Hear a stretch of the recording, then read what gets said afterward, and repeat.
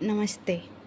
आज हम पढ़ेंगे 11th क्लास की एनसीईआरटी भौतिक भूगोल के मूल सिद्धांत का चैप्टर नंबर 2 है पृथ्वी की उत्पत्ति और विकास। और इसमें पृथ्वी की उत्पत्ति के बारे में दो सिद्धांत दिए हुए हैं, आरंभिक सिद्धांत व आधुनिक सिद्धांत। आरंभिक सिद्धांत को पृथ्वी की उत्पत्ति से संबंधित सिद्धांत माना गया है, आधुनिक सिद्धांत को ब्रह्मांड की उत्पत्ति से संबंधित माना गया है। ये अभी ये हमारे पीजीटी में पूछा गया था सर्वमान्य सिद्धांत के बारे में 2026 में ही। तो हम इसके बारे में पढ़ेंगे।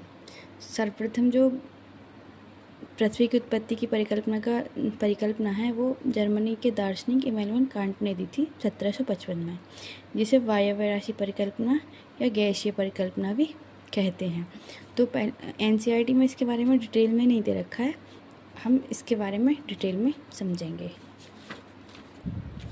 यह है पृथ्वी का आरंभिक सिद्धांत। ये एक अद्वैतवादी परिकल्पना है। अद्वैतवादी परिकल्पना मतलब इसमें एक ही तारा रहता है, ठीक है।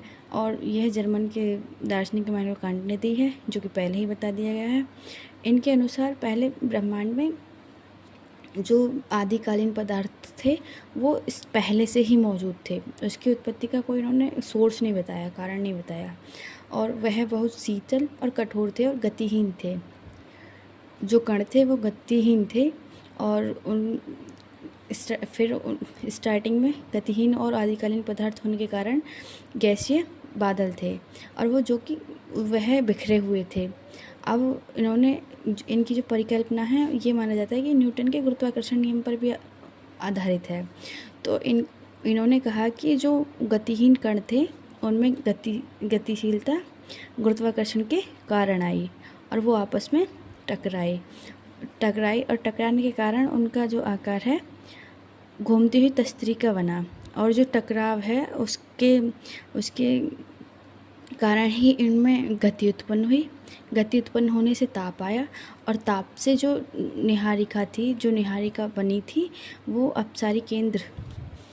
अपसारी बल के कारण ऐसे अपसारी बाहर की ओर होता है, बाहर की ओर घूमने लगी। और यह प्रक्रिया मतलब यह टकराव पूरी तरीके से 9 बार हुआ, और उसी कारण से 9 ग्रहों का निर्माण हुआ।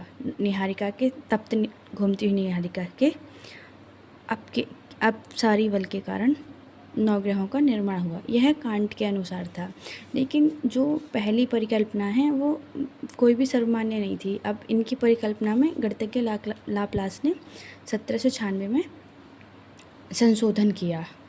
और ठीक एनसीईआरटी में ऐसे ही कई सारी परिकल्पनाएं दे रखी हैं जिसमें लगातार किसी न किसी वैज्ञानिक ने आकर के संशोधन किया रखा है। और जो सर्वमान्य सिद्धांत है वो यही है, बिग बैंग सिद्धांत, जो कि पूछा भी गया था। इसके बारे में हम अगली वीडियो में पढ़ेंगे, और सारी परिकल्पनाओं के बारे में भी हम अगली वीडियो में जानेंगे एनसीईआरटी के आधार पर। Thank you.